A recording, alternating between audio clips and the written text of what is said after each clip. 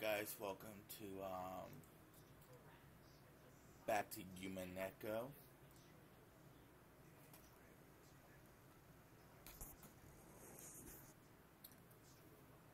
We walked up to the huge double doors that led to the dining room. Genji-sama knocked. I had brought the children. Please pardon the intrusion. The doors were open and we were invited inside.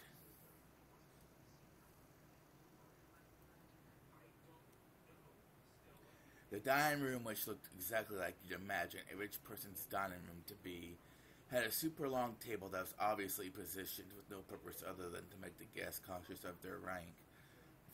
Our parents were already sitting in accordance with that ordering. "You're late, brats. Hurry up and take a seat." The old bastard pressed up to us to sit. The only gaps in the group of people were the spots we were supposed to sit, which only made us feel our tardiness all the more. The seat at the head of the table, called the incipitant's chair, was for the most highly ranked reserved for grandfather. It was still empty. He probably wanted to show up last for dramatic effect. From the perspective of someone facing the incipitant's chair head on, the seating order went from left to right, with the lower ranking seats progressing in rows of two further away from it. So the left-hand side of the first row, closest to the incipitant's chair, was where Uncle Kraus should have sat, since she was the second highest in rank. It looked like he hadn't arrived yet, so that seat was empty. Across from his chair on the right side of the first row sat the eldest daughter of the family, Aunt Eva, who was the third highest in rank. The left-hand side of the second row was for the fourth highest in rank. There sat my damn dad, Rudolph, the third of the siblings.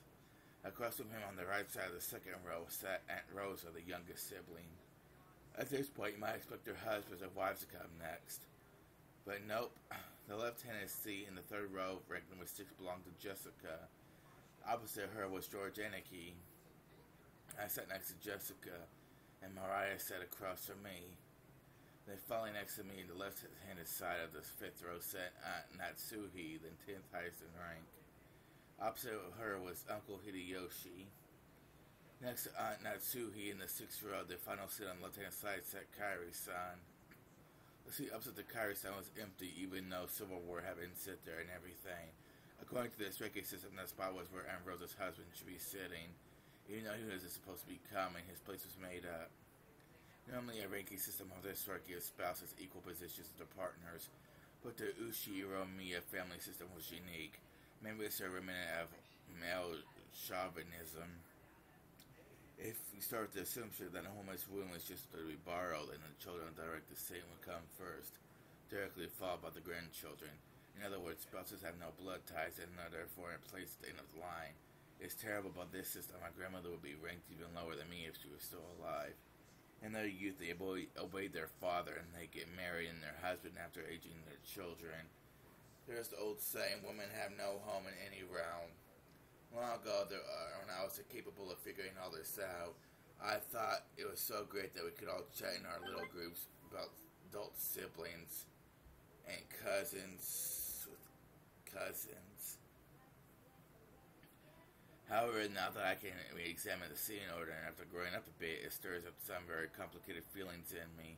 When Natsuhi, who married the children to the eldest son, was the de facto number 2 woman in its family set to my right, which meant that she was 2 steps lower than me in ranking order. It was hard to imagine what might be going on inside her heart. That's why I made a small apologetic gesture towards her before sitting down. "Now, nice to meet you, Battler-kun. You've grown up quite tall, haven't you?" "Oh, yep, 6 years of eating well, sampling various cuisines, and deriving sustenance from Mother Earth's bountiful gifts. Hard work, but I pulled through. Growing just like a boy, I see. How tall are you now?" "I guess about 180 centimeters. But Aunt Natsuhi, that's where you're supposed to say heck, so like all you do is eat." "Huh? Oh, I'm sorry."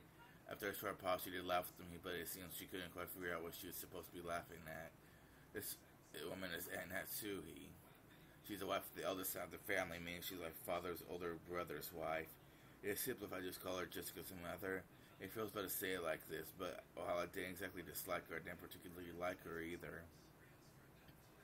She hardly ever spoke with us kids. Now my memories of her involving her talking to the adults about complicated things with a scary look on her face. In fact, since we hardly ever exchanged words, I spent a long time trying to figure out how I should approach her, though my efforts would have ended in failure. The silverware sat neatly on the table, but the meal itself had been brought in yet. As general rule, you couldn't start a meal until the person sitting at the head of the table arrived, so as long as grandfather didn't come, lunch would be put on hold indefinitely. Not even the appetizers would arrive. Simply put, the silence in this room was caused by our parents enduring their hunger while they waited for grandfather to arrive. However, the grandfather from my memories would always show up on time at meals like this. He was the kind of person who would never be so late that I kept anyone waiting, especially after the entire group had arrived.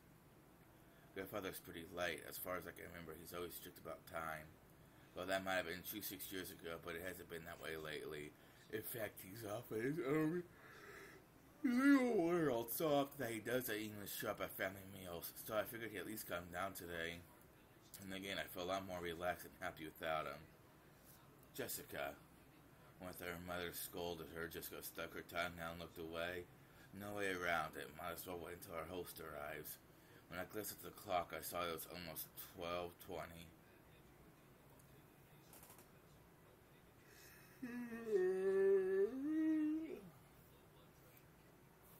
Ushiro Miya Kinzo, the Age family head of the Ushiro Miya head family. This man could be seen in his study. The clock already passed noon, but he didn't even attempt to rise from his seat. With his spectacles on, he built up a grand pile of books with elaborate bindings when he read intently. You couldn't really say that he was having too much fun to stop, rather than he filled the room with a sense of impatience or perhaps a sense of impending danger, so every second waste there was a tragedy. In this sealed room, a dense dust danced through the air, which was thick with stench of chemicals that exuded a mix of suspicious odors. These odors were somehow sweet and heavy. If anyone with a normal nose came in here, the first thing they'd do would be to open a window and ventilate this room. The knocking against the study door had been going on for a while. A voice calling him father sometimes mingled with knocks. Asking as though he's a deep sigh, he stopped shut the old book in his hands and slammed it on the table. Then he yelled at Cross, who was still knocking on the door. Silence! Enough with that racket, you fool. Who told you the door will be open if you knock? But knocked. I'll crucify the imbecile. Do you wish to suffer the same fate? Father, this is the day of the family conference, which happens only once in a year, is it not? Everyone's gathered down below. Please come out. Cross called out the father through the door. He always showed himself up at the study, hating it when nearly anyone, even his family, entered the room. For that reason, Cross had no choice but to call to him from the corridor like that. Molest me not. Just who is this everyone of which you speak? Do you mean the fools trying to drag me out of here? Then kill them all. Tear them apart, use their bodies for firewood, and feed them into the witch's heart. Put a pot in that heart to boil the wormwood. Force the imbeciles who dare to try, lure me out of here to drink the broth of the apocalypse. I will soak their jugs in liquor. Where's this Genji? Call for Genji. Have my demonic absinthe prepared. The whispering of the green fairy reaches me no longer. Where is Genji? Bring him here. On the other side of the door, across Nanjo and Genji kept waiting for the master of the house, who stubbornly refused to come out. It looks like he hates me to the core. My voice hasn't reached him anymore. Cross shrugged as though he is saying this no use as well bitterly. From the beginning, he hadn't really expected his father to respond to his calls. However, since it was the duty of the eldest son, he had tried it as a formality. Kenzo-san, your son's daughters joined children to come to see you, have they not? Can you just let them see your face, if only for a short while? Shut up, be silent. You dare to admonish me, Nancho? I never told anyone to get you. I told them to get Genji, and I'll call for him immediately. Time is short, and the apostles are already ready in their trumpets, so I can you foolish sheep understand.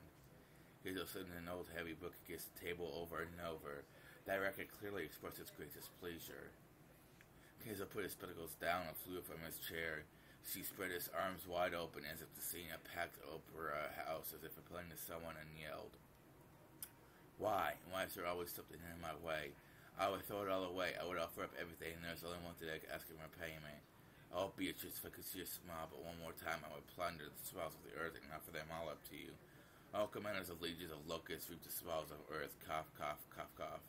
Everything is filthy. Everything is irksome. Why must I suffer this impediment on this most precious of days? Cough, cough, cough. Cough, cough. Coffee, cough, cough, cough. I have no idea what he's yelling about. He's probably lost his mind by now. Cross-sign, as it had been harshly suspicion of your own father. My father's already dead. There is nothing here but a phantom of what father once was. At any rate, as long as his own intention of coming out, there's nothing we can do. Kenzo-san, cooking cups continued to be poured from the study. I'm going back downstairs. It would be a waste to let the fruits of Goda's prized cooking till and get any colder. It's one of the few things our relatives can look forward to when they come to this house. Kraus spun around. He looked at his watch, mumbling and acting as though he had wasted time doing something he knew would be in vain. Genji-san, father is calling for you. Keep him company. Certainly. Dr. Najo, let's go eat. If we stay here any longer, the sweet stench will ruin our sense of taste. Without waiting for Najo, Kraus went downstairs. Genji urged Najo to go and eat. Najo glanced between the study door and the Kraus's back as the latter disappeared down the stairs, then let out a deep sigh. Sorry, Genji-san, but please allow me to leave this in your hands. Yes, please leave it to me. Do what you can to avoid giving him alcohol. That's a habit that's far too difficult to break. Is Genji not here yet? Who dares keep Genji from coming? Where's Genji? Call for Genji. Please, allow me to handle this situation from here. Very well, forgive me. Najo bowed slightly and descended the stairs. Genji watched him leave and knocked on the study door. Master, it is Genji. Genji, why have you kept me waiting so long? You're alone, I trust. Correct, I am alone. Kenzo returned to his seat in the study and pressed an old-fashioned switch on the table. After a small delay, the heavy sound of the door unlocking could be heard. Kenzo was convinced that his family wanted to make a mess of his study, or perhaps someone had once opened the window for some air and ended up scattering things that to him were important research materials, leaving him in a terrible mood. Kenzo had outfitted his room with a formidable lock, preventing anyone from entering without his permission, and thereby sealing himself in a jail of his own making. Genji, whom he trusted the most, was relatively free to enter the room, but even that didn't always hold. If Kenzo was in a bad mood, even Genji wouldn't be able to enter. Anyone else would be limited to holding a conversation to the door, unable to even see Kenzo's face. And most of the time, what they got could hardly be called a conversation. However, this didn't trouble the rest of the family much. After all, it just wasn't worth the effort to disturb this aging family head who was impossible to please, and always stayed shut away, immersed in his research. Taking advantage of his refusal to leave his room, they supported his isolation, putting his care entirely in the hands of the servants. Genji made as usual, I'm busy. Yes, sir. Genji headed to the corner of the study. There was a suspicious-looking bottle boasting venomous colors were on display.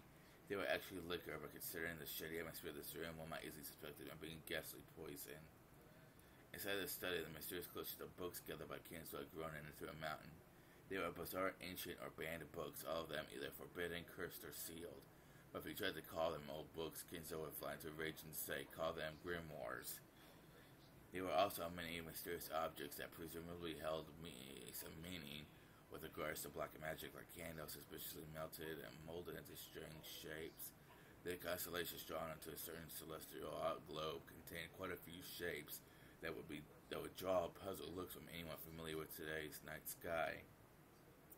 The carelessly strewn books contain many illustrations, all of them of a religious or mysterious nature, including some depicting demonically grotesque subjects or bizarre diagrams of various magic circles. And above all, a sweet poisonous smell filled the room, profoundly assaulting the eyes and noses of them who entered for the first time. Eventually, it must surely make a person go numb and lose their grip on reality.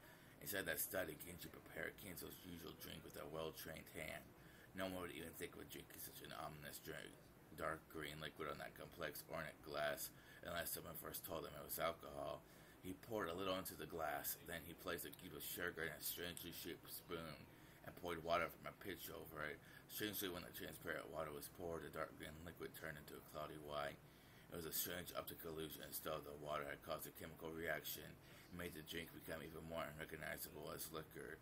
Then Genji added the original flavors Kenzo loved, fine-tuning his taste.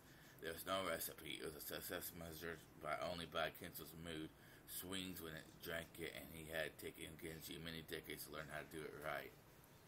Genji placed the glass on a tray and walked over to Kenzo. By this time, Kenzo was gazing out the window. Here, master. Thank you. Kenzo had regained his composure and was now unrecognizable as shouting, screaming, yelling man from a few moments ago.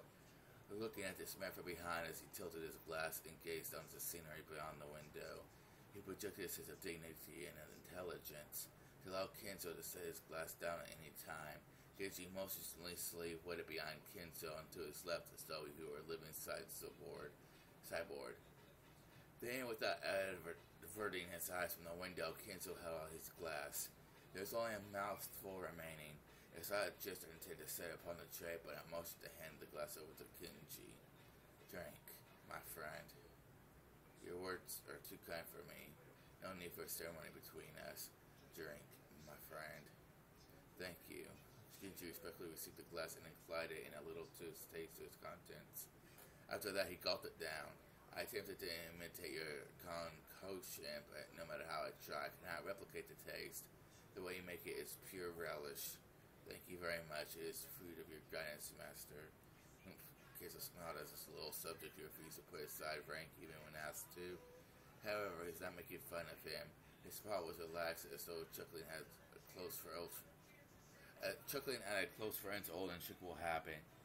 We have grown old together. I stopped counting the years long ago. It's entirely thanks to you, master, that I've been able to live like this until today. Kenzo gave a faint smile as if to say he didn't need any flattery.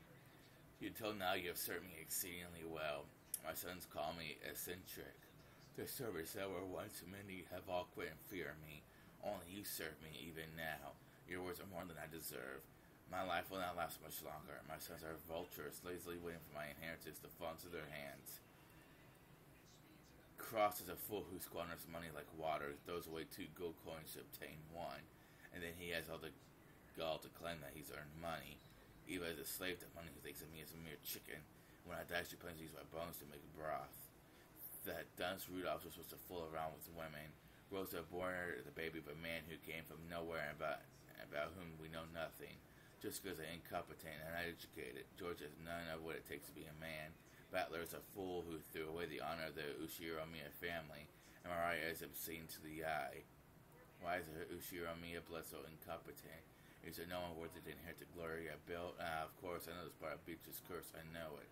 You golden witch, are you trying to take revenge against me in this way? If you want to hate me, then do so. If you want to run away, then run. I won't let you go. I won't let you go. I won't let you go. I want you to go. You belong to me. You must always be in my arms. For all my life. You must stay in my birdcage for all eternity, whispering only to me. Beatrice, why won't you smile back at me? Oh, Beatrice, oh. After howling, Kenzo choked once again. Genji set the tray and glass down, rubbed his master's back. Genji's facial expression did not change. It was always like this. Cough. Thank you, my friend. When his seemingly deranged fit subsided, Kenzo regained his composure once again. It was like seeing 2 different people, a wild Kenzo and a composed Kenzo living together inside one body. And so, I have decided I cannot bear to spend my damn remaining years procrastinating like this. If I have one final coin to bet, then I chose to bend in it with the whims of the demon's roulette. The power of magic is always determined by the risk of the gamble. Like visiting a shrine at the hour of the ox in ancient Japanese sorcery to nail a cursed doll to a tree. Magical power is produced specifically because of the risk that it will be seen within the 7 days the curse takes. The greater the risk, the stronger the magic power will be.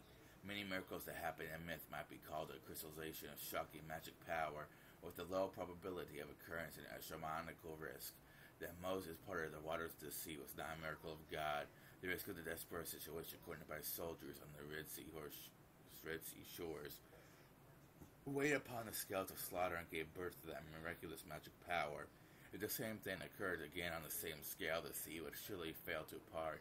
However, people who truly do possess magic power can grasp hold of the miracle and make the enigma come into being. And if that power exists within me, I'll seize that miracle, all of a chance at making the wish I devoted my life towards come true. Kenzo looked up to the sky outside the window. He spread his arms as if appealing to someone up in the skies. If only we were capable of grasping that miracle. Oh, Beatrice, show me your lovely smile once more. No matter how much time passes, your face does not vanish. I just want to see your smile, that is all. I'll return everything you granted me. I'll return all the glory I've gained since that day. I don't need fortune, prestige, or gold. I'll return everything you gave me. I just want to see your smile. I beg you, Beatrice. Oh. His eyes cool yells became a scream and then a wail. Genzo slumped to the floor, tearing at it with both hands. Genji had no choice but to wordlessly watch over his master's laminations.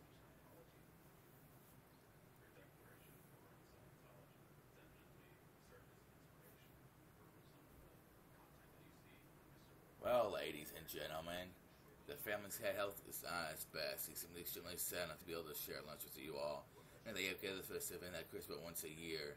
Go to let the lunch begin. Certainly, I shall do begin today's lunch on. Dr. Nanjo, his father's condition really that bad? I couldn't have at least let us see his face. It's more a problem of mood than of a physical condition, and for that there's no medicine I could prescribe. Hey, we talk about this mood again. You gotta be kidding me. We took our time out of our schedules during this damn busy season just to come and find out how he's doing, and now then you should be happy with Rudolph. You know how he's doing. Or what would you rather take my place to try to persuade our ill-mannered father to come join us? Are you kidding? Rudolph shrugged. Apparently, though, Rudolph was willing to be indignant, and that self-centered his father was. He was particularly disappointed to be spared a face-to-face meeting. Does it seem like his mood will improve before dinner, Krosny's son? I have no idea. If you want to know, you should ask him directly. Although I think his mood will improve faster if we don't bother him. Genji-san's the only one who can get grandfather out of a funk. It's pretty pathetic, though, making the servants deal with your own parents' bad mood. Jessica, don't speak out of turn. She planned for her complaints to be heard only by her cousins. Barry steaming across his ears. Scolded Jessica scalded and turned away sulking. If he's as cranky as they make him sound, he can't be that terribly sick, right? I mean, they're saying he's in a bad mood, but that's not he's getting no energy, which at least proves he's got his wits about him. It's because grandfather has especially strong willpower. However, that doesn't necessarily mean his body will be able to keep up. Since last year, they keep saying that he has 3 months left. If the initial diagnosis is correct, grandfather has been prolonging his life by willpower alone. It's right for us to worry about him. Lunch started with the family's head seat still empty. The man who used to be sitting there had already grown old, and brilliant glory which had been rebuilt to Ushiro Miya family in the span of a single lifetime was being forgotten.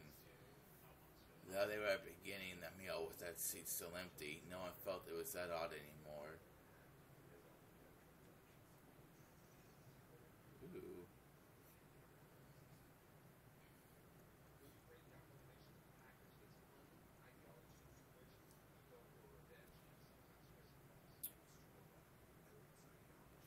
The Ushiro-miya Family Conference is held once every year on the first weekend of October. If a normal family were to hold a so-called family conference, you expect it to be nothing more than a reunion of rarely seen relatives who greet each other on buckets of sushi or something. However, part of the family's great fortune had been laying out the grandfather's children, and no one in this family was considered an adult until they had met with success in business. So this meeting was literally a conference. How much of the fortune was invested, what sort of business was conducted, how much profit was earned, how much of the fortune borrowed from the main family could be repaid, or possibly how much more would be borrowed for future business ventures. What lessons had they learned, and what could they learn from their mistakes? It seems that topics like these were discussed very seriously in the past. But that said, it was like lying on a bed of nails. Apparently, it used to be a very serious family meeting where people were bathed in scornful and angry voices, and some people even slapped despite their age. However, that had become a thing of the past. Now, which everyone pursuing their own business ventures and achieving success is becoming more of a normal yearly get-together. Even so, telling grandfather about recent events was extremely distressful. So while it was nothing more than a simple get-together for us grandchildren, it was still a real stomachache for our parents. The absence of a man who was the source of all this trouble, regardless of the reason, probably made today's lunch taste more delicious. The phrase, while the demon is not around, everyone can relax, comes to mind. Anyway, let's introduce Jessica's father, whose face I haven't seen for 6 years. The man sitting to my father's left is his older brother and Jessica's father, Uncle... This name sure is easy to read. Cross. Now that we've gotten used to a string of weird names, our perspective is totally skewed, or so crosses actually seem that bad. It even starts to sound kind of cool. Just like that with Aunt Natsuhi, I didn't have any memories of speaking with Uncle Cross. He had never been one to chat with children, and I felt like he was always talking with adults just like Aunt Natsuhi. According to my father's gossip, he was a spiteful and violent man. If what he said is true, Uncle Cross used to be very domineering from his position as the oldest sibling, and was despised by all the other siblings. Though despite that, still siblings all seem to be chatting happily together. Oh well, even if the relationship was bad, when they were children, sometimes when people grew up and live apart from each other, the relationships change. That's probably what this was. After all that had children about the same age. By sharing the same family environment, they probably were fitted by each other's opinions. Maybe because of that, a short while ago, the circle of parents began to discuss exams, and I would be taking. Just in order to escape questions about exams, my father left on her. Wait. It's just in order to escape questions about exams when my father and her lab purposely faced right while firing off a rapid series of comments, not giving him a chance to get a word in. Moving on, let's look at the end of the opposite from Cross and the others. In the very last seat at the table, an old gentleman with a sturdy physique sat facing Kari's son. This was the first time meeting him. I only had just been introduced to him, but it seems his grandfather's personal doctor, a man called Nancho. I heard he used to have a own huge clinic on the nearby island of Najima, but he turned it over to his son and began living a life of leisure in his old age. He had known grandfather since the very beginning when the mansion was first constructed on this island, and he had built up a relationship over several decades. I thought at first that the two of them might have gotten to know each other through grandfather's suspicious hobbies, but as he seems that he was actually grandfather's chess partner. I see that kind of hobby seems like very like our grandfather. What was his level of things Western? Nanjo probably the only person who could enter Rokinjima despite being neither a family member nor a servant. He looked like a calm old gentleman as he listened to the discussion between Kairi and the other women who sat near to him.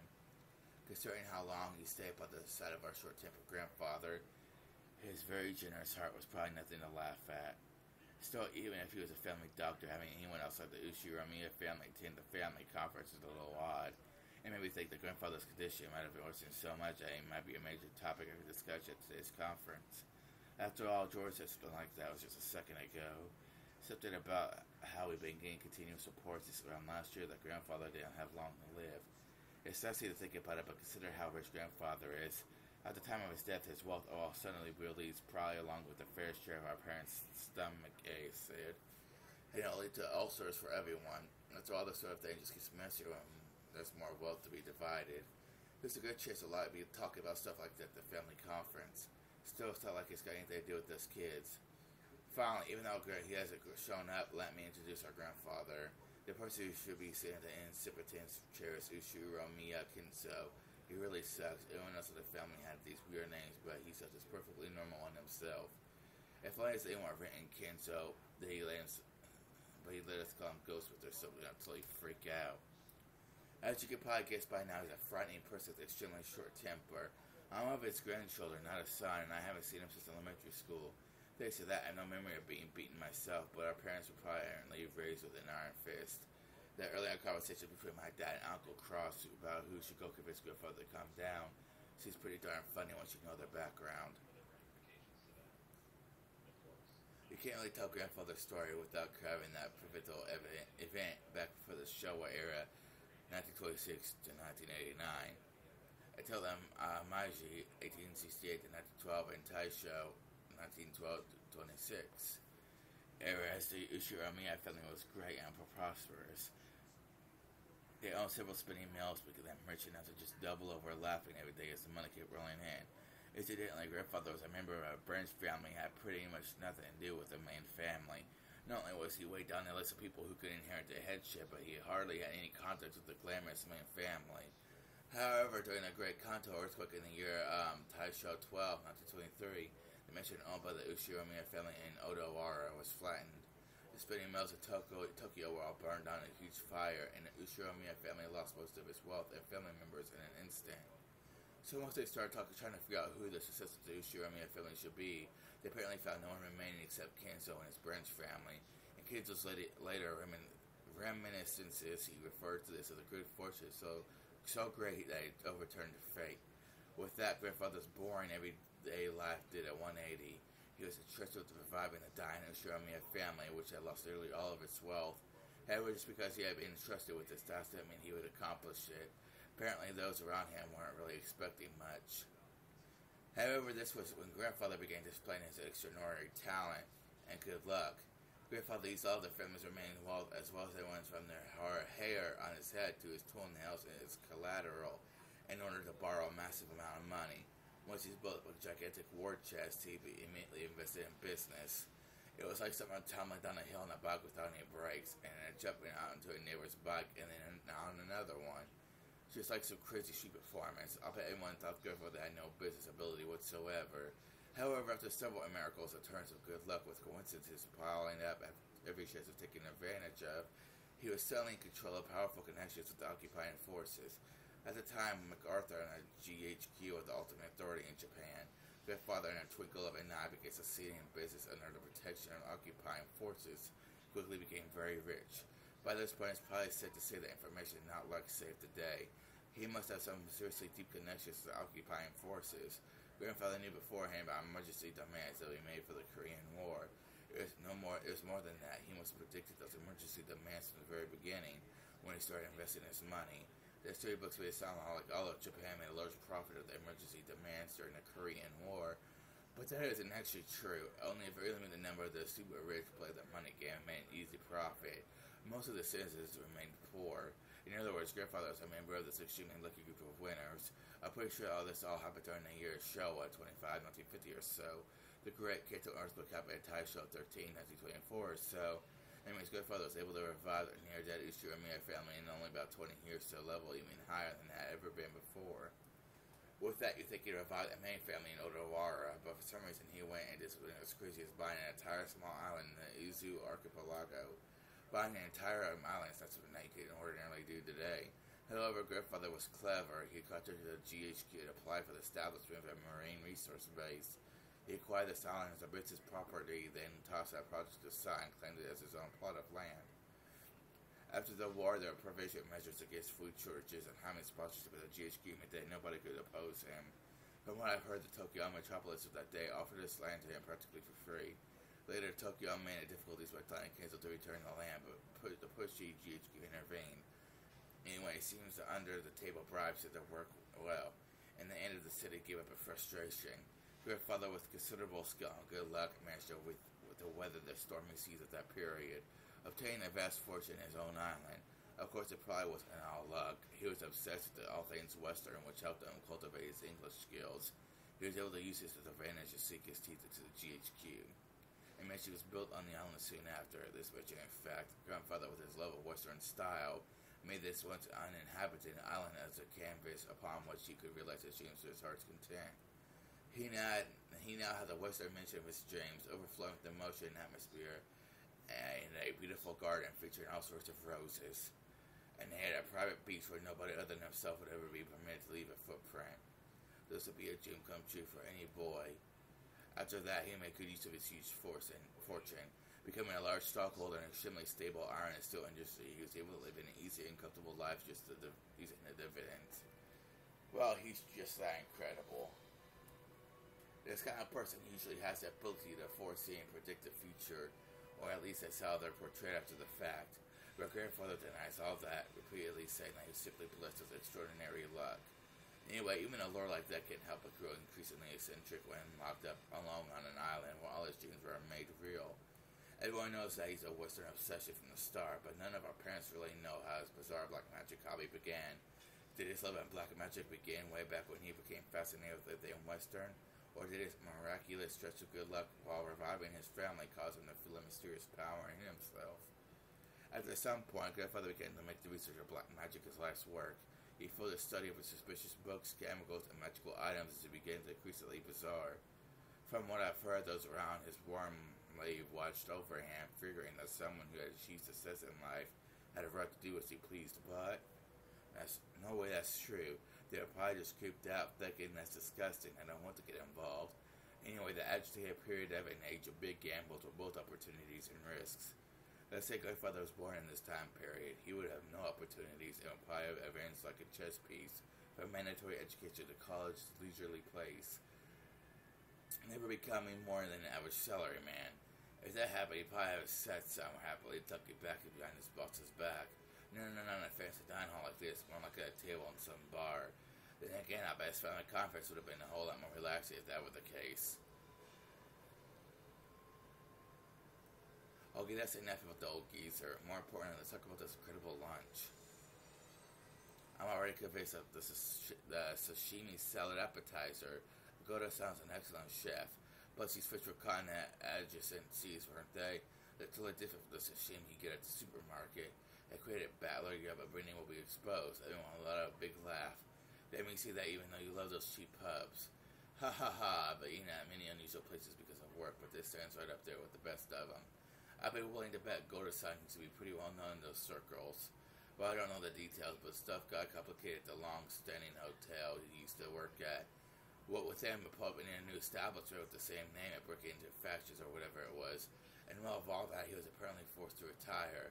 At that time, Mom just happened to be sending out job offers for serving. As good as removed the empty place if you can enter to count his own bubbly past without losing a smile. The world is a difficult place. However, thanks to Madame, I was given a chance to display my skills as a chef once again.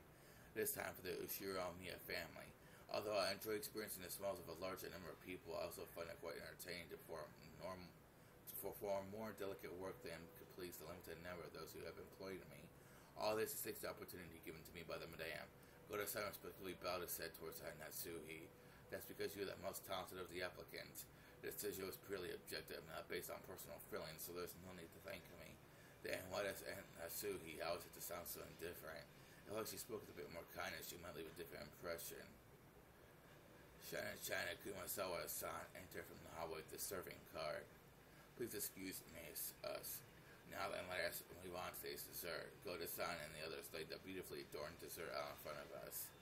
I guess it's true when they say you have another stomach for dessert, although I already filled it up on delicious food. But as soon as I laid eyes on that dessert, my stomach stirred yelling more. I don't know much about desserts, but this looked really good. I put in like substance with garnish to 2 shades of red sauce. And elegant rose petals adorned the dish. Normally during the hot meal like this, you're supposed to wait for the chef to extol the virtues of this particular meal before eating. However, Mariah was completely indifferent to strict rules like that, so she got excited about this beautiful and delicious-looking dessert, jumping into a fray as soon as it was placed before her. And Rosa scolded her, calling it bad manners, but George responded by saying, now, it's okay. Ooh, this part's sour, Battler, this one's no good. Ooh, Mariah claimed that she sampled the 2 colored sauces. Or some good and some bad. Okay, I'll give it a go. Apparently one sauce was sweet and the other sour. Despite it being bad manners, I also stuck my little finger in it and licked. Well, when the sauces were sour enough to make you pucker up. If it were yellow, I suspected lemon, but I couldn't guess what kind of sourness would be red. I decided to ask Shannon, who was putting away the serving cart behind us. Shannon, what kind of sauce is this sour stuff? Shannon hesitated. Maybe her job was just at the table, so she doesn't really know. Still, even considering that she seems pretty stressed, maybe I shouldn't have asked. Maybe they used an ingredient that we better off not knowing about. Well, and that's true, he made a gesture that seemed to indicate an upcoming headache. Kumasawa-san, who was sitting at the table at the opposite of the seat, began to chuckle. What do you think we made it out of? Ho ho, it'll shock you. I don't have a clue. What is it, Kumasawa-san? That sounds pretty creepy. So what is it? Don't tell anyone, okay? Listen very carefully. Kumasawa-san leaned across the other side of the table. I leaned forward myself as she asked. The interest caught George and Nikki, and of course Mariah also put their ears closer. Ooh, what? Quickly. You see the sour part is made from juice squeezed from a mackerel. What? Mackerel? That's crazy. We all felt horrified. Only Mariah accepted it, nodding sagely. Ooh, mackerels are sour. This is what comes out when you squeeze them. Wahaha, Mariah started clamoring about mackerel or sour. They'd also unable to contain their laughter. Only Aunt Rose, her face red, whispered to Mariah that mackerel sour only once prepared as shrimsaba. No, I totally remember. Kumasawa-san was always like this, wasn't she? I think I remember her tricking me into all sorts of ways when I was young. And most of those got to be that one, those flimsy black things in Chinese dishes. They're cucurage mushrooms. She told me they were penguin meat, and I went all around school like a smartass telling everyone, didn't I? Kumasawa about Johnny sure haven't changed. I know. You know Mariah's gonna believe it now, right? Oh, it's just a joke. Now Kuda-san's gonna tell us what the really sauce really is, won't he? Kuda looked a little bit off-put about this masterpiece being laughed at for such a bizarre reason, but after clearing his throat, he introduced the dessert to us. Well then, allow me to introduce our dessert. After seeing how much y'all enjoyed the rose garden earlier today, I finished this panna cotta in a rose garden style. The rose petals cut across were selected just off my very rose garden. This sauce is a combination of 2 red, strawberry, and rose hips. Please enjoy the mixture of strawberry sweetness and rose hip sourness. Furthermore, the rose petals are merely decorative, so please avoid them while you eat. With that said, please enjoy. Well, the man I almost looked at plot before eating.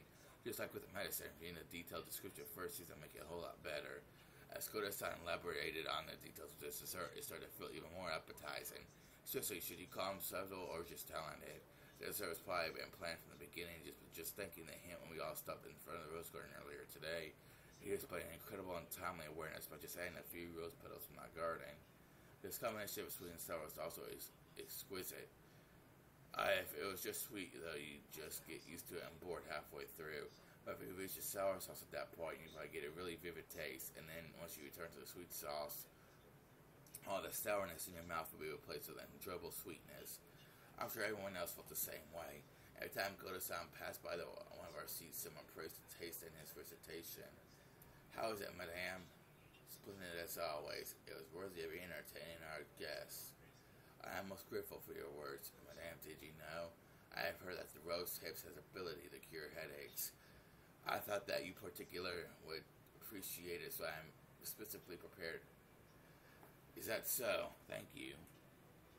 See, I did not tell you Natsuhini-san. Rose hip is great for headaches. So it seems. I do hope it actually helps. I'll go to San and love you. Hey, later on, why don't you tell me how they were treating you?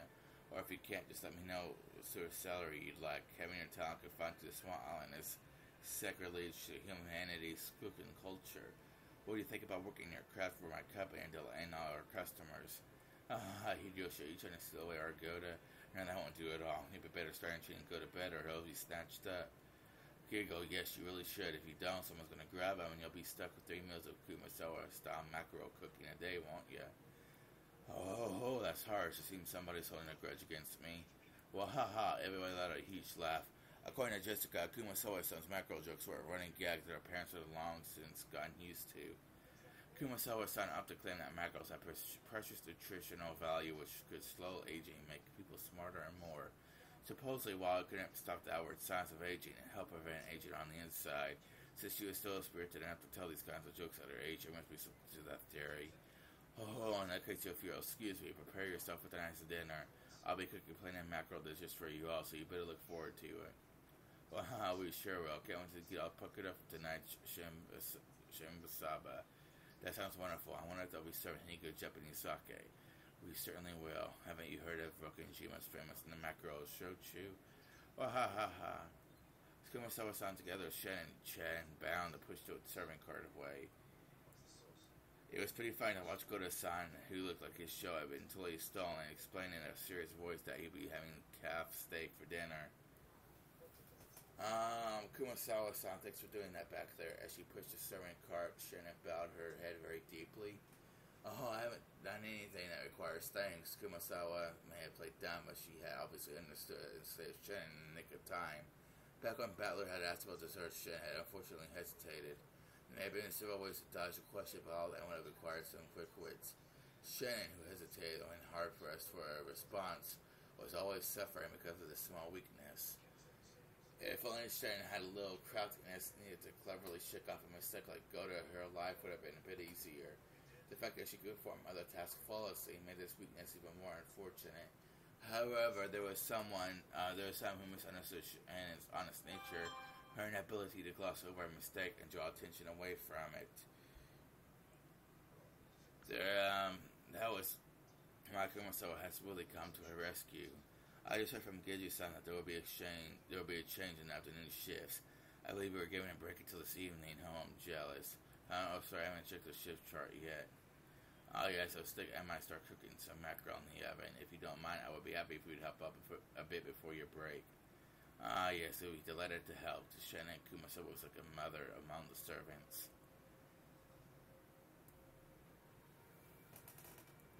Whew, damn, I'm getting sleepy. The dining hall needed to be cleaned up, so we were chased out. Instead, tea was being served in the parlor. Apparently, they prepared the black tea that Aunt Rosa had bought for Aunt Natsuhi. Mariah said she also wanted some black tea, but Mel Bester said she couldn't and told us children to go play outside. Bellica, why don't we all go for a walk outside? Go ahead and take a look at all the roses or something. But keep a close eye on the weather. The sky is still clear, but weather report kept talking about rain. Ew, I want to go to the beach. The beach. Well, that sounds wonderful. Playing on a sunny beach is something you could. Is it something you could do often? Is it? Good point. Okay, let's all go to the beach then. Ooh, let's go. Let's go. Alright, be careful not to get your clothes wet or your shoes. Ooh, won't get wet. Giggled out. Obedience is so cute. But look, I'll make sure you keep an eye out for Mariah Chan, okay? Sure, leave it to me. Hey, you're pretty obedient and cute yourself listening to Kyrie like that. Why don't you also listen to me obediently for a change? Ha, hell no. Let's go, everyone. Come on. The children flew out of the parlor.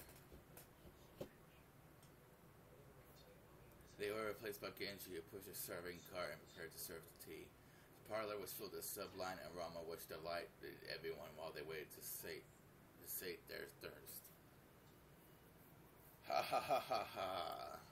Rudolph's family certainly seems close. It's a wonderful thing. Quit it, we're no match for your family, Anarchy. That's true, you raised such good children, be so adorable. I imagine that is another fruit of your talents at education and training, Natsuhi Nissan. Thank you, Natsuhi answered coldly. The conversation broke off, then the parlor fell silent. Maybe Hideyoshi couldn't bear the silence because she broke it himself with an exaggerated gesture. Still, they sure do grow fast. I thought they'd be kids forever, but they start getting huge all of a sudden, and they are adults just like us. Battlecon looks like a completely different person now. His body has grown much bigger, but he's still just a kid, though you could say the same about my husband. I wonder where the border between child and adult is. I still don't feel as though I've grown up. Is it that pitiful? That's not something the mother of a child should say. That's right. We're not children anymore. We're all adults now. So I wish we could talk together on an intellectual level rather than an emotional one. When he was small with sharp sarcasm, everyone seemed to get more tense. It felt as though the pleasant tea aroma had been tossed out the window. Since long ago, we've always endeavored to engage in intellectual conversations. It seems your sarcasm occasionally misses its mark, just as it always has. Oh, what is it you've always endeavored to do? My, I wish I could rep those words and send them to my room a few decades ago. Right, Rosa? Rosa gave a vague smile. She knew that whether she agreed or disagreed, she'd earn the displeasure of one of her siblings. It was a bit of worldly wisdom that had been essential for someone growing up as a youngest sibling. Quit it, Anarchy. We better get started on our main topic while the brats aren't around. I expect that or intellectual discussion. As Rudolph glanced over the faces of all present, some let a slight sigh and some of the small look of resignation crossed their face. They were approaching their unavoidable true agenda. Last year, his life expectancy was estimated at about 3 months, which I guess means he's got negative 9 months left now. Should we take that mean he might suddenly happen at any time? The family head is still alive and well. The fact that you bring up such an appropriate topic in the light of day makes me doubt your sanity, Rudolph-san. Still not Natsuhi, the sort of thing you can't put off until something happens. He's still healthy now, which makes this perfect time to talk about this while we still got time to plan. It's just a bit of financial etiquette, you might say. It seems father is the focus of everyone's concern. Dr. Nanjo, could we hear the details from you? That appears to be what anyone else is waiting for, after all. Cough. Nanjo, who had been standing by the window and staring out at the ghost garden, let out a single cough when he realized that he was being called. Dr. Nanjo, how's father's condition? Well, to begin, allow me to start the revision. Since my estimate last year, he only had about 3 months left. Was that born out? No, to explain, you're saying not measuring a man's life is only a prediction, not a promise, right? That's correct. Because of that, while I will accept anyone's repeated questions, I can by no means confirm when he will pass away. A human's life is supported by their body and mind. If the body is weakened, the situation becomes more dangerous. But if the mind is strong enough to compensate for that weakness, the effect of one's condition can sometimes remain in a subdued state. So you're saying that even if his body is weak, his mind is still firm and spirited. Kyrie, sorry, but please stay quiet for a bit. I'm sorry. This is correct. Kenzo-san's body is being overrun by the demon of ill health. But this will hold especially true as long as he continues to partake of such strong alcohol. So he's at a crisis now because he drinks, and maybe he's lived this long because he drinks. There's that for you, the heavy drinker. Well, the doctor, I know you can't give anything more than a prediction, but what do you think about Father Chis's living until this day next year?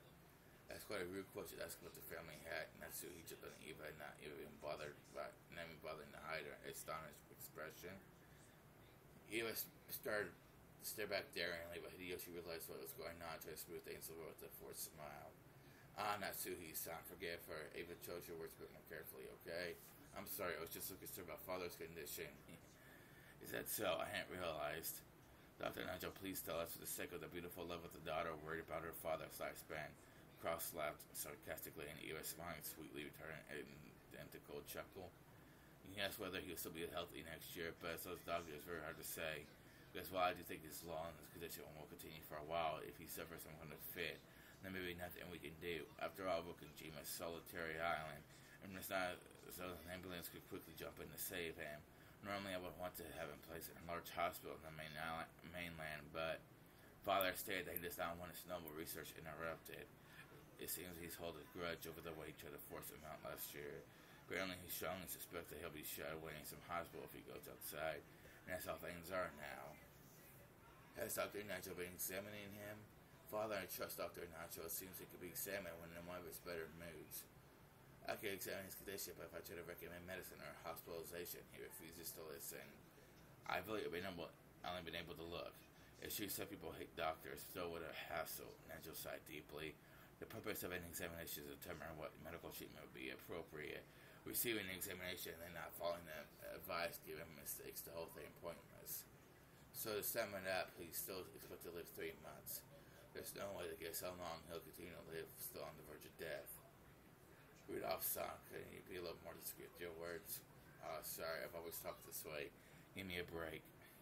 I understand how Dr. Ninja sees it. What about you, Krasny-san? To be perfectly honest, I don't have a disagree with Dr. Nancho. I find it really difficult to think of Father as a person so sick that he only has 3 months to live.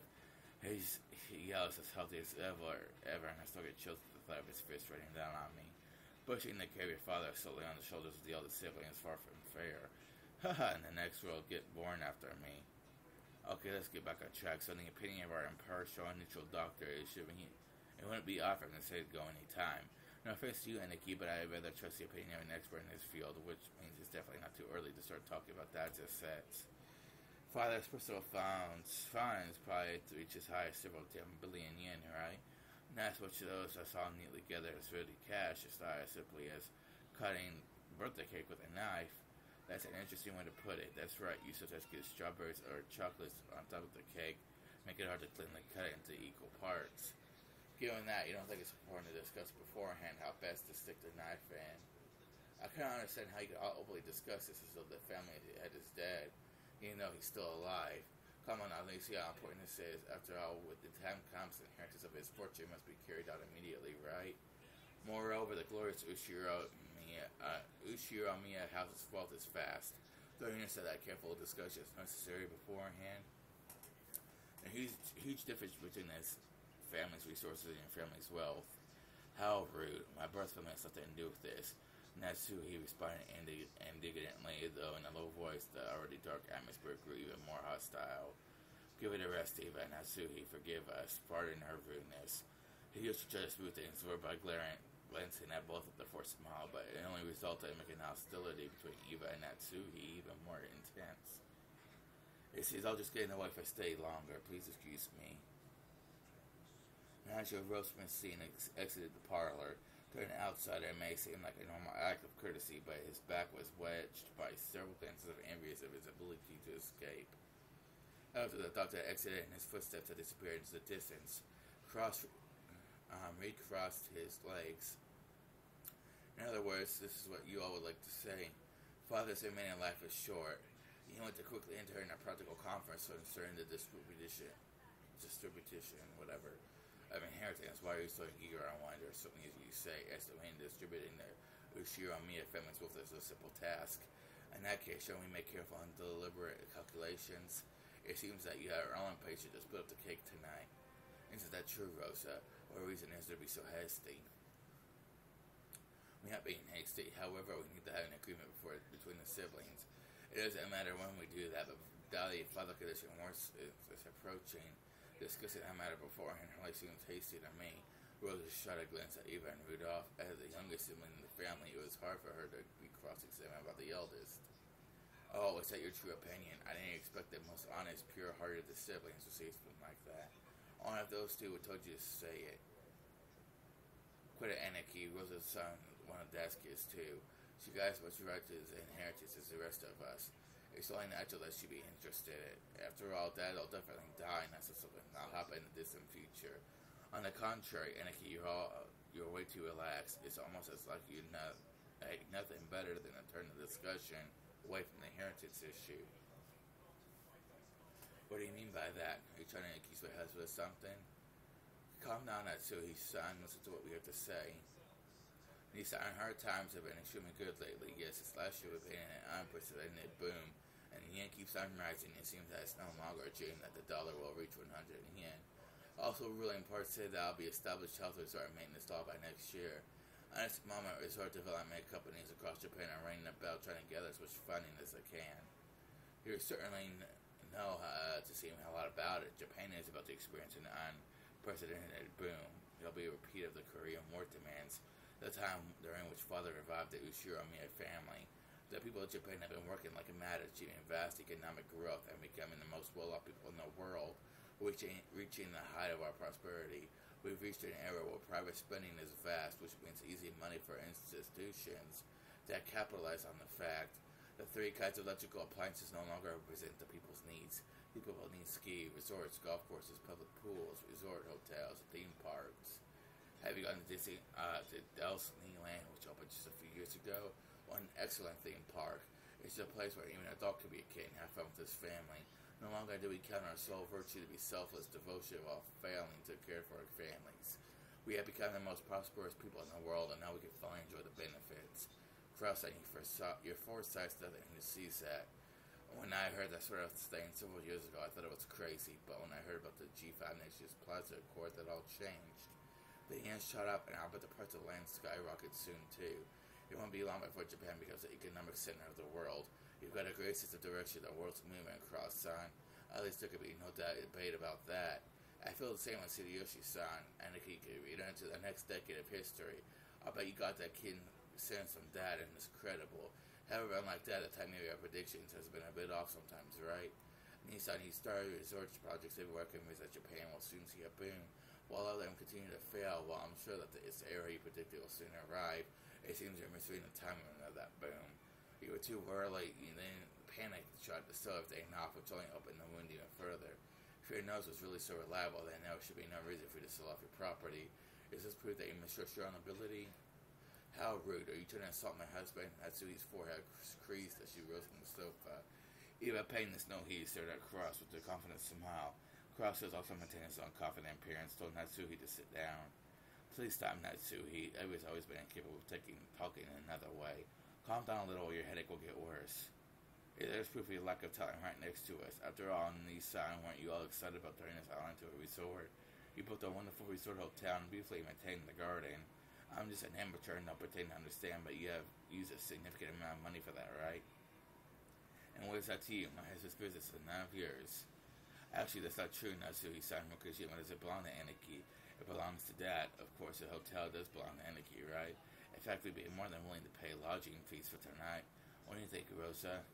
Well, if what I have on Hudson will suffice. I can't make it to a resort. The island's financial worth will rise. It is true that expenses have piled up, but we can expect a large harvest in the future. When that happens, I'll be standing to profit as well, do you not?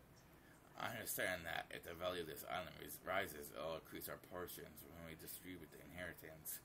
Of course, I want to divide the island and the mansion into 4 equal parts. We can all just resolve the matter no matter what money equal to the value of the property. If you understand that much, what about my business makes you so dissatisfied? We're undissatisfied, we're uneasy. In the first place, Aniki, when you plan to open that hotel, left this way, you won't get anything out of it except our grubby handprints, right?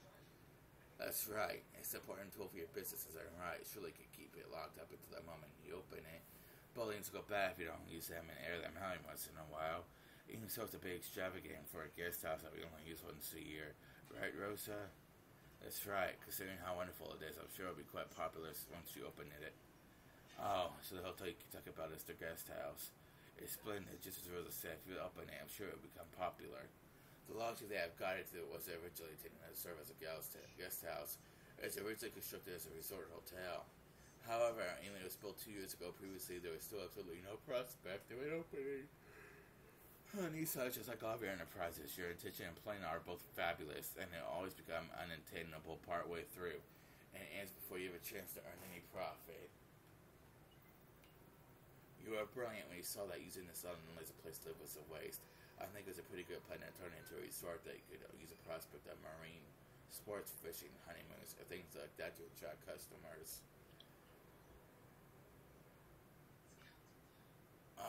For the oldest son, I'm sure I've strained my brain looking for a way to make a profit off this island.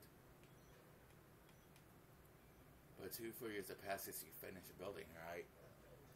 After 2 years, you still haven't had the opportunity to open it. Where's that magic company you entrusted it to? I am pertinent. It's not my husband's fault. There has just been some trouble with the company that my husband's contracted with. No matter how you look at it, we are victims here. And yet, the rumors we have heard about this company you hired haven't been good at all. Let's be clear about this, dear. Did you really think we wouldn't hear about the lack of payment and embezzlement and other issues led to the project disintegrating in mid-flight? We have evidence. I don't know what kind of evidence you think you found, but it's all basis as new members in the tourism industry. It is necessary for us to lay the groundwork with various people. It is also important to investigate the trustworthiness of our partners. It's really taking us some time to meet that goal. I'll admit that my rashes to the hotel was completed too early. However, there was no paying maintenance cost. It's a foundation that will eventually become immensely significant. Liar, I'll bet you want to liquidate it. You can. After all, there's always a for anyone to buy such an extravagant hotel on an isolated island. Empty island without any establishment sightseeing routes. Anyway, what about all the loans you made for this project? Even if you aren't incurring maintenance costs, the borrowed money that you can in return just keeps growing. Sorry, Crossley Sama, I investigated the development plan for this island a bit. To be honest, I haven't heard anything good either. Hideyoshi-san, I can see how you might feel left that impression by looking only at the current financial situation. However, this is forward-looking investment. I had no choice but to admit that my prediction was mistaken, and that up until now, several liabilities have been created. However, time's caught up with me. I will soon regain everything that I have lost up to this point. No, actually, all the investments I have made up until now have finally returned to my possession. That's right. It was like throwing away a small fry which then becomes a salmon. They will come back even bigger than before. I'll accept that. The resort business will probably see an unprecedented boom before long. Though I don't know if I'll be enough to cover all your debt. However, Crossley-san, after all your failures in the past, we expect to provide you with funding. And this isn't some small amount we're talking about. You'll need enough funding to fill the massive hole you dug. What are you trying to hide, Hideyoshi-san? Natsuya, please don't get angry. We looked into this too. We checked to see who might provide Crossley-san with enough financing to support his recent large-scale projects, despite his string of failures. And we discovered that no such backer exists. The Iron Roller Money Roulette is it. You bet against a loser. And Nikki, you're a fairly well-known loser in this field. It's true that prosperous times are about to come, but when we looked for people who considered that enough to overlook a string of failures also had enough for investment, we found no candidates. So, the big question now is where you got that money from. Oh, now is this intriguing. And, dear, how long do you plan to let these ridiculous remarks stand? Sit down, Natsuhi-san. Let's cut to the point. Inky even dividing debts, private funds for your own businesses. There's pretty much no room for doubt. If you think we made some kind of mistake, please feel free to explain. Rudolph, don't call it diverting funds. This is embezzlement, plain and simple. A huge crime that can be criminally prosecuted. This sort of rudeness cannot be tolerated. How can you face this success further? The Ushiramiya had family level absurd accusations. They're absurd, they're right on the mark. I'm sure he'll like to somehow make his business succeed and recover his losses, but his debt keeps getting bigger. He just keeps trying to cover up the failure of one gamble by making an even bigger one. It's only natural that you try to grab any source of funding close at hand. Maybe frankly, sound what you're doing is embezzlement. You're betraying father. You know that we'll have the court settle this after all is over, right? Do you think the current person has any right to call themselves a successor to the Ushiramiya head family? Of all that you dare to claim that he has betrayed the heavenly head, we no longer have the right to straddle the thirst of the glorious Ushiramiya family. Leave this place at once. Now, get out. Natsuhi, who had already reached the limits of her anger, shouted at Eva in rage. She then pointed alternately at Eva in the hallway, demanded she leave. Eva took out a folding fan and fanned herself with it, glaring maliciously at Natsuhi as though suddenly daring him to repeat what she had said. However, her mouth was smiling, curved in the shape of a crescent moon. In that unpleasant silence rose a gulp. Hey, Natsuhi Nisan, to whom do you think are you speaking in such a tone? I'm speaking to the exceedingly rude sister of my husband, as in the person in charge of the main family's kitchen. I cannot overlook any more of this. In charge of the kitchen, ha ha ha. Be silent now, maid servant. Eva folded the fan with a snap and rose to her feet energetically.